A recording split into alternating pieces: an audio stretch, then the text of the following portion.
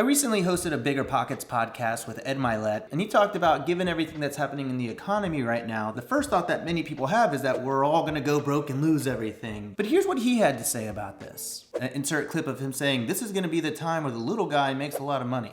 Because when the market turns like this, believe it or not, it allows the little guy to play at a very similar level as the big guy. And to be honest, this is a very intriguing thought to me, especially because you hear about how during the pandemic or recessions, a lot of wealth is created for a lot of big key players that control the money in the world, right? All the rich, big bad boys and bad girls that are controlling the puppets around the world.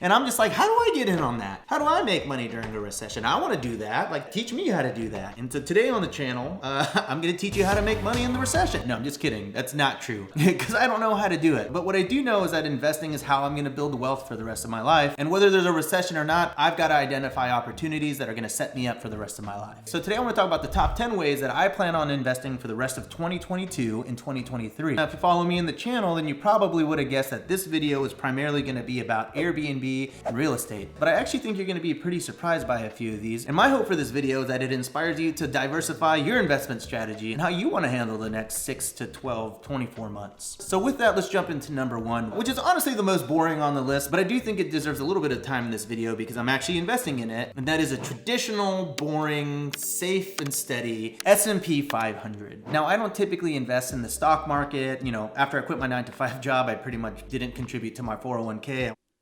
This is a substantial level of stupid. I went really heavy into Airbnb and real estate, but after talking about it with my CPA and my tax strategists over at TrueBooks, by the way, if you want to book a call with them, I'll leave a link down in the description below, they really pushed me to max out my retirement accounts. And so now basically my wife and I have retirement accounts, and instead of investing in general stocks and all that kind of stuff, I put 100% of my cash into the S&P 500 because I know on average it's yielded a 10.5% annualized return. Way to go, you guys. And really a 10.5% return is a lot harder to find than you think. So I'm just placing a very safe bet here. Let's move into number two. Number two, Airbnbs, new construction, and real estate. All right, so this whole year, I alluded on it on the channel that I'm permitting a lot of different things around the country, roughly about 90 different glamping units. I'm currently working on launching a fund with my good friend Tony Robinson. We're gonna be building 20 houses that are comprised of small homes, medium homes, tiny homes, big homes, and everything in between. If you're an accredited investor and you're interested in investing our fund that we're calling the Investor Collective, I'll leave a link down in the description below for you. So anyways, I'll be doing a lot of new constructions there. I'm gonna be building a really cool custom spec home out in Joshua Tree with Shelby Church. And I've got a couple of other personal passion projects that I'm building out in the desert too. And as of about an hour ago, I just closed on a 20-unit hotel out in New York, out in the Adirondacks. And yeah, that's crazy. So yeah, if you wanna hear about this crazy motel deal that just came together in the final moments, let me know in the comments below and I'll make it. Okay, so number three, this has been a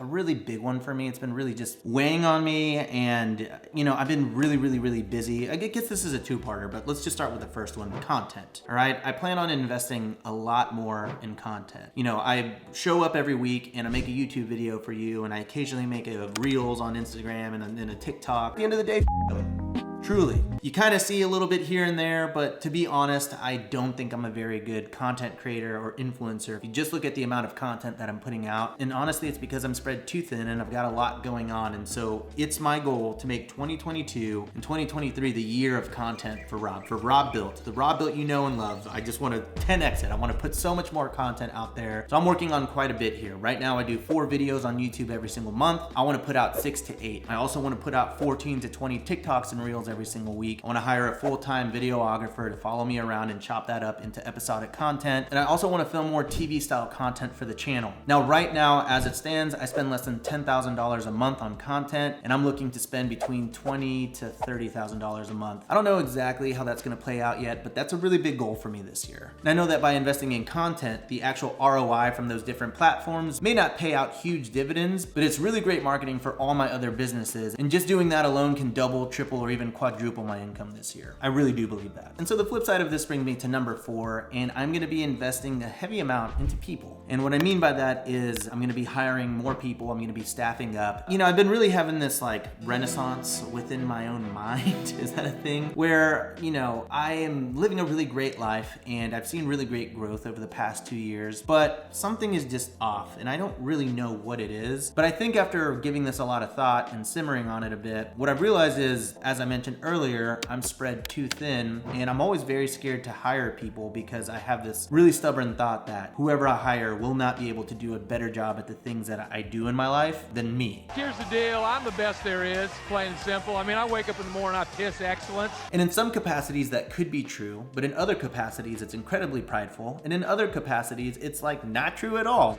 Just bury it down inside. Bury it deep down in there and never bring it up again. Like, there are so many better people and smarter people than me out there. So with that, I'm looking to empower people and develop people in my life. For example, editor Caleb for the channel, we just had our 1-year conversation, and now Caleb is both the editor for the Robuilt channel, but he's officially been promoted to my manager for the Robuilt channel. Because what I realize is I'm just taking on a lot on the YouTube side with negotiating deals for myself and talking to brands and doing this and that. And I realize that I can empower someone like Caleb, who's done an amazing job for the YouTube channel, and really grow that side of the business for me so that I can focus on what I love most, which is supposed to be making content. But right now, making content can be a thorn in my side because of everything that I have going on. And I'm also working on interviewing and hiring a COO right now for one of my businesses, and that COO will be pivotal in giving me my mental health back and running my businesses so I can step aside, manage, creative direct, come in when I need to, and really focus on leading versus being in the weeds of all of my different businesses. It's gonna cost me money to do this, to hire, to develop. It's gonna cost me time to do this, but I know that the ROI on this will be infinite. So yeah, theoretically it'll cost me money, but like doubling down on content, I think it can contribute to me doubling or tripling my income like I talked about earlier. So number 5, this was gonna come at a bit of a surprise because I'm such a cheap person with like treating myself and like having things to myself that I like that I buy for myself, but it actually is a legitimate investment, and I'm gonna be investing a lot more in watches. I've gone down this rabbit hole for a while, and I always feel guilty even thinking about it because I never spend money on myself, but I'm really fascinated with this asset class and growing a collection here because I love the Rolex brand and I know that they hold their value. And in a time like this where your money loses value every single day, I'm looking to put my money into something that I'll enjoy, that will appreciate, and that will hold its value. A watch like this at auction is worth about $400,000. But there's also just like the challenge that one does not just buy a nice watch or a Rolex because there's like a 1-year wait list for all that. So if you know any Rolex authorized dealers or you are one, please give your friend Rob a call. I will literally be your friend forever. Number 6 might seem like a bit of a hot take, but crypto. I was already relatively invested in crypto at the all-time high because I always buy at the all-time high and then it dips. And now we're at very, very, very lows. I mean, I think Bitcoin right now, oh boy. I bought a lot of Bitcoin at 65,000 and at 45,000. So I would say my average is probably like 50,000. Ouch, down population, you bro. Would love to dollar cost average into some more Bitcoin, to be honest. I don't know how much money I'm going to be putting into crypto over the next year, but I imagine it's going to be in the neighborhood of $100,000 to $200,000. Which, you know, I didn't really assign numbers to all these other investments, but, you know, I am looking to buy more crypto because everything is low right now. I'm a big believer that it's going to come back up. Same thing with stocks. That's why I'm heavying up into S&P 500, even outside of my retirement account. I'm probably going to put some decent cash behind that too because everything is low right now. And it's not that I'm trying to time the market, but, you know, it's a good time to invest in the market. And if it continues to fall, I'll continue to buy and dollar cost average down. Number 7, I'm looking to invest in businesses. Right now, there's a few businesses on the table that I've been batting around. One of those was a brewery. A friend of mine wanted to start a brewery. That's something I've really given thought to. And investing in beer. Where everybody knows your name.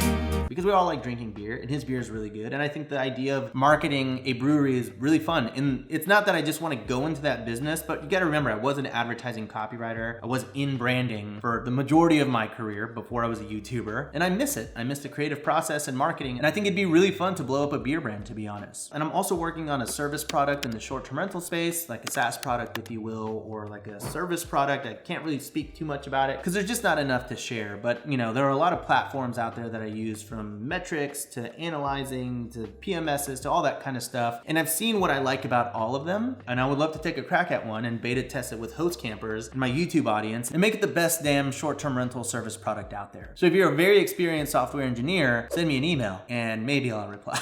Probably not. I try guys. You guys all send me emails and I appreciate it and I do my best, but there's a lot. Just know if I don't get back to you, it's not because I don't want to, it's just because I literally cannot. But lastly, a really big venture I'm going to be working on is I'm actually getting my real estate estate license right now. And I'll actually be starting a YouTube channel focused on the Houston real estate market. And I'm gonna be marketing and developing that channel and working with an apprentice/partner to really blow up that side of the business. So if you're a Houstonite and you need help finding a home, feel free to shoot me an email over at robuiltrealty@gmail.com. And as soon as I get my license, I'll be able to connect all of you, every single one of you, with a short-term rental focused agent anywhere in the country. So if you need help with that, again, robuiltrealty@gmail.com. Give me some time. I'm still working on developing those systems, but I will get back to you guys soon. About 1,000 of you have emailed me. I'm doing my best. I'm sorry, give me time, but I promise you I will help you guys all find the realtor of your dreams. By the way, that whole category is a big deal because I don't have a lot of time, and so whenever I put my time and effort into a venture like that, I expect it to be a 7-figure business. I really do. So I'm really thoughtfully strategizing where I'm gonna go there, but I'm really excited. I think it's gonna be fun and fulfilling and challenging, and I'm scared, but it's gonna be cool. Number 8, I'm planning on investing in myself. You know, I feel like I've had this really great opportunity with YouTube and being a content creator, and my income has exploded, and you know, you would think that the quality of life goes up dramatically, which it kind of does, but I've really neglected myself. I really have. I've neglected myself physically, I've neglected myself mentally, and I really want to fix that. So there are a few ways that I plan on doing that. One of them being investing in my physical health. Like, I'm gonna be working out a lot more. I've already started this. It was a little bit of a slow start at the beginning of the year, but I've been working out consistently, going to different gyms, and I think instead of committing to one gym, this is expensive, but I'm basically gonna be getting month-long memberships at different gyms. So maybe for 1, 2, or 3 months, I'll be at a rock climbing gym. For the next 3 months, I'll be at a CrossFit. For the next 3 months, I might do yoga. It's a lot more expensive to go month to month, but I find that I need change in my life. You know, I can't do the same thing over and over and over again, or I just put it down or give up on it. So for me, I like a change of pace like that, and even though it's more expensive, I think I'll be more physically fulfilled. Another example of this is I've really invested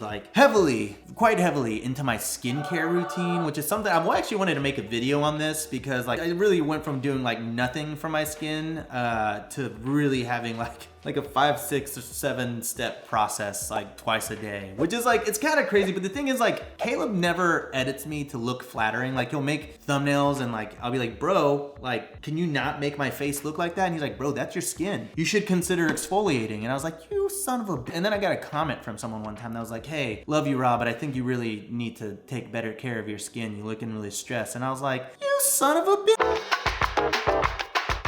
They were really right. And I was like, you know what? Okay, I'm gonna start by washing my face. And I went to a Kiehl's, and then they got me on like this serum, this de-wrinkler, and this moisturizer, and this eye cream, and all this stuff. So if you guys wanna see a video on that, let me know. But I think it just goes to show like, I never cared about that, you know? And it's like, why would I? But at the end of the day, like, I do see myself in the mirror every day. I see the stress in my face. I see the lines, I see the wrinkles. And for me, I'm like, okay, I don't wanna look like that. I don't wanna be stressed. So let's fix the stress part. Working out will probably help a lot. Hiring people will work a lot. Doing the things I love will help a lot, reducing the stress. And I've got to sort of compensate for all the stress that I've had over 2 years that's just accumulated in the wrinkles in my skin. And overall, I think it's just investing in my appearance, like better clothes, better skin, better shape. And it doesn't really stem from a place of vanity. I think it's just like, I'm not proud of my physical self. I'm not proud of how I look. And I want to be proud of that. You're beautiful. I want to work towards that because if I'm proud of how I look, I'll have more confidence. Not that I need more confidence. Here's the deal, I'm the best there is, plain and simple. I mean, I wake up in the morning, I piss excellence. I'm not a self-conscious person, but I want to be better. I want to be the best version of myself for me, but more importantly for my wife, because this isn't what she signed up for. No, I'm just kidding. She loves me.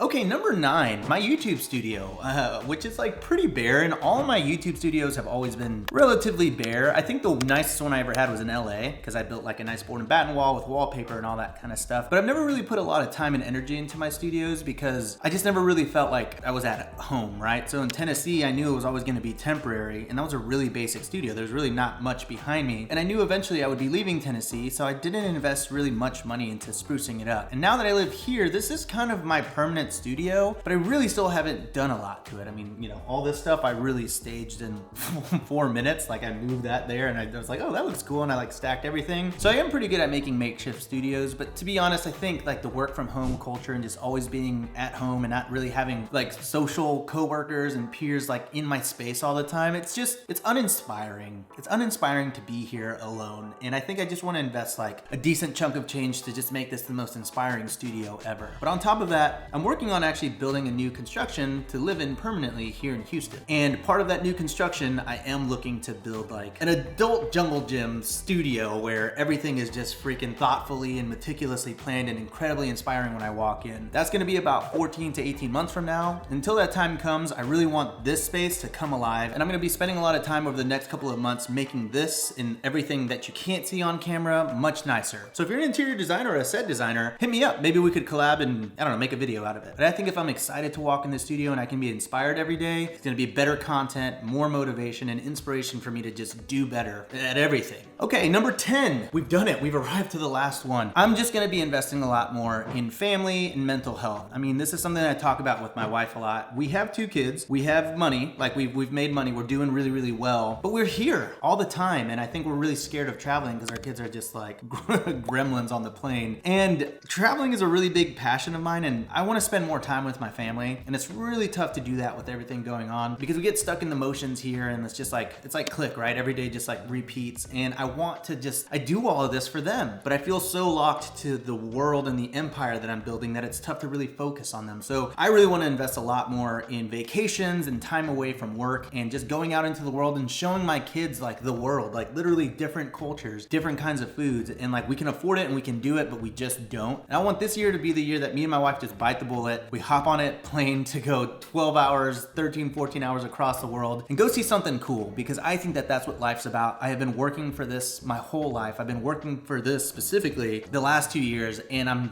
we don't do it. We don't do it because I don't know. We don't, because I'm just too scared to leave work behind. But I'm working on how all of my work and all of my businesses can survive without me for a month or like for 2 months. Like that's the ultimate goal. And that goes into a lot of the different things that we talked about here. Investing in people, investing in some of these business ventures, investing in my studio, investing in myself, investing in time with my family. All of this is one web. And I know that this video, maybe initially you think it's like, oh, okay, this is where he's investing to make more money. And some of these are pretty intangible ways of making money. A YouTube studio isn't gonna make me more money. Investing more time with my family, not gonna make me more money. A lot of the stuff that I'm talking about in this video isn't necessarily about the money. It's about the happiness. Like, what can I invest in to make me a happier person? Some of that is money, but I make enough money now to where the more money I make, it's not really changing my happiness. And so I really have to start investing in myself, in more coaching, in my health, in my physical health. Because if I can do that and I can work on myself and be the best version of myself, then the money will come, but more importantly, the happiness will come and the passion will be reinstated back in all of these different things. And if the passion can come back full force, then I did it. Like I've reached the goals. Like these are my goals. And it's not to say that I'm not passionate or happy now. Like I'm just working through this stuff. I'm working through these internal struggles because it's hard for everybody. I want this video to show you that like you can make a lot of money and still not have it figured out. I certainly don't. But what I figured out is that I can't chase money anymore. And I can't just invest in things that give me an immediate ROI. I have to invest in things that give me my time back, because the more time I have, the more time I can spend with my family without feeling guilty. And if I can do that this year, then I'll be really proud of myself. So I guess I'll leave it there. Did I miss anything? Is there anything that you're investing in that I should invest in? Like, did I strike a chord with you that you're like, oh, bro, you should be investing in this? Hit me up. I want to know. I'm interested. I want to know in other things that I can invest. Not necessarily even from a monetary standpoint, but just from a curiosity and happiness standpoint. Give me some suggestions down below. But until then, don't forget to subscribe and hit the little notification bell so that you can get notified every time I post videos about my internal crises as an entrepreneur. Crises, doesn't matter. And I'll catch you on the next episode of Robuilt. Okay, bye.